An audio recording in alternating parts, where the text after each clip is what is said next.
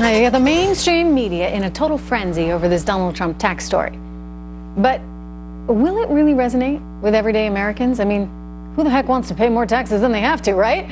So is the mainstream media, in particular the New York Times, that was very excited, of course, because they got the tax records, are they so blinded by their dislike of Donald Trump that they are perhaps missing the forest for the trees on this, being that we need some kind of change in our tax code?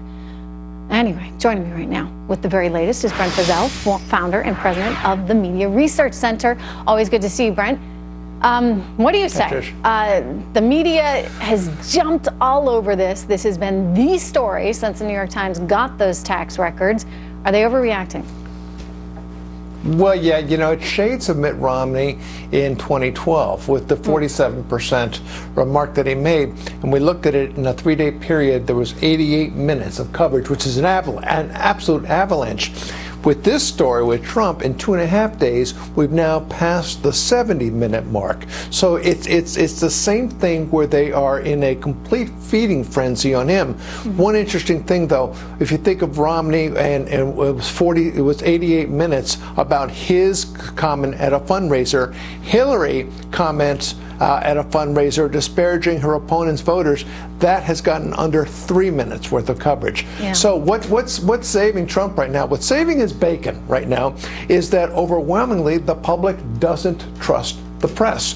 In fact, trust for the press is at an all-time low, down to 32%. So it's one of those things where the vast majority of the public is listening to this and saying, I don't believe the pylon going on. Well, you know, look, it's also sort of a common sense, and I think anybody who has owned a business understands that there are years when you lose money. Here's Hillary Clinton, however, making fun of people that lose money in a business. Watch. Here's my question. What kind of genius loses $1 billion in a single year? How anybody can lose $1, let alone $1 billion, in the casino industry is kind of beyond me.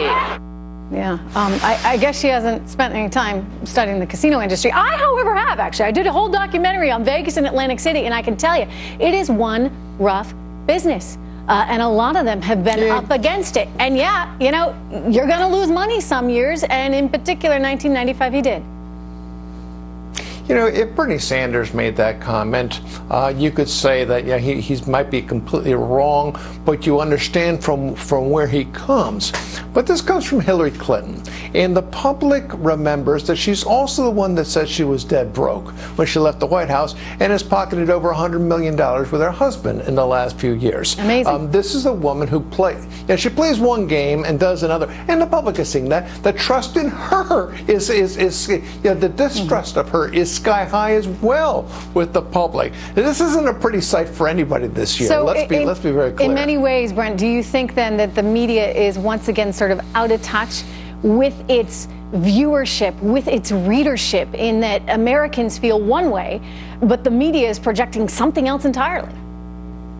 Let's understand something, Trish. The media could give a damn about what their audience thinks. That train left the station a long time ago. This is a press that is vested, it is committed to the destruction of Donald Trump. Let me say that again. It is committed to the destruction of Donald Trump. That is their only agenda. Truth and objectivity have nothing to do with this. That's kind of a scary thought. We would like to see an objective press, for sure, but maybe that's just a wish and a prayer. Anyway, Brent, always good to see you, sir. Thank you very much. Thank you, Trish.